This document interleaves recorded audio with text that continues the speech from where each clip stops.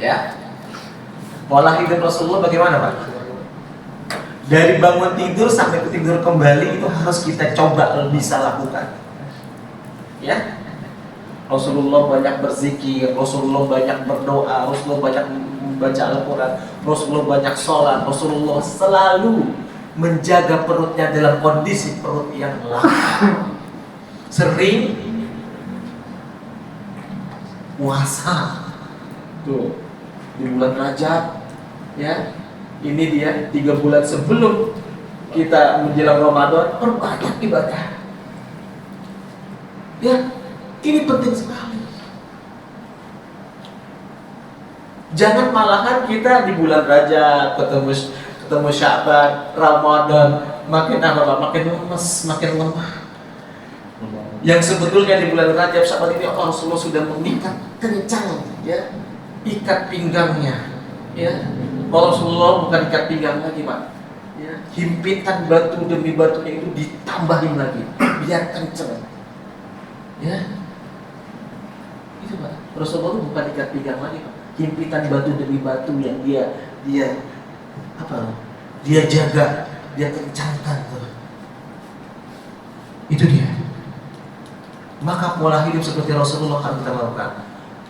Dari bangun tidur sampai tidur kembali, cara makan, cara tidur, ya, cara bagaimana Rasulullah berjalan, semua harus kita lihat.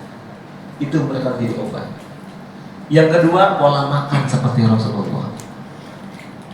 Makanan Rasulullah bagaimana Pak? Bang? 3 jari. 3 jari. Sebelum makan Rasulullah lakukan apa? Bismillah. Baca bismillah. Wudu terlebih dahulu Rasulullah sebelum makan. Berwudu. Ya. Orang cuma cuci tangan tapi Rasulullah berwudu terlebih dahulu sebelum makan. Ya, bersih sekali. Kok dengan apa hubungannya dengan makan dengan berwudu? Ini luar biasa. Mulut, tangan sampai kaki dan muka kita semua terbersih-bersih. Bukan hanya sekedar sebelum makan, sebelum tidur juga tidak makan dengan berwudu. Maka orang yang paling amat sempurna bersihnya Rasulullah. Apa-apa wudu, luar biasa, bersih sekali. Makan, baca basmalah, baca doa, ya. Dengan keberkahan dengan makan ini akan menjadi kebaikan bagi diri kita. Kalau bayangkan air ini, ya Pak, kita anggap ini gak bermanfaat bagi saya. Kemudian ada konsumsi, benar tidak bermanfaat bagi Anda. Tapi kalau air minum ini, Bismillahirrahmanirrahim, ini bermanfaat bagi saya, mengubah menghilangkan haus saya, tapi juga menjadi kesehatan buat bagi tubuh saya. Benar, jadi sehat bagi tubuh kita. Hanya sekedar air yang kita ucapkan sesuatu yang buruk akan buruk kepada kita. Maka harus kita betul-betul berbaik sangka terhadap apapun yang ada pada sekitar kita, apalagi untuk introduksi untuk diri kita. Itu dia. Menggunakan 3 jari. Sedikit mengangkat kakinya, kanannya di atas, sedikit aja untuk mengganjal, ya. Terus kemudian apa? Berhenti sebelum kenyang. Iya. Terima kasih. Jadi hadis 1 diriwayatkan oleh Imam Ahmad. Ada seorang tabib yang dikirim oleh Raja Mesir. Tabib itu kemudian bekerja di Madinah selama 2 tahun. Setelah 2 tahun dia praktek, ternyata tidak ada satupun orang yang sakit. Dia bilang, pada saat saya bekerja selama 2 tahun di Madinah, tidak ada satupun orang yang sakit.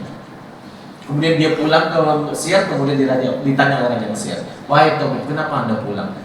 Anda saya suruh selamanya menetap di Madinah sebagai rasa solidaritas saya kepada Rasulullah. Kemudian tabib itu bilang, selama saya 2 tahun praktek jadi seorang tabib, dari seorang dokter, tidak ada satupun orang yang sakit.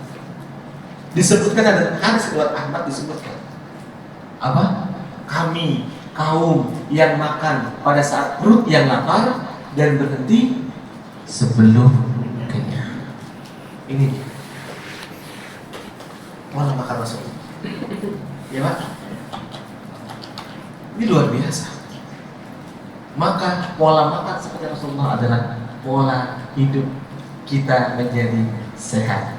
bukan hanya sekedar kenyang, tapi kita harus tahu pentingnya dari makan dan sesudah makannya.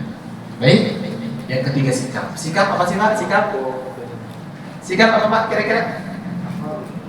Ya, sikap dan perilaku seperti Rasulullah, yaitu bagaimana kita mencegah dari penyakit dengan dahulukan kita sembuhkan penyakit hati kita. Coba, ini penting sekali.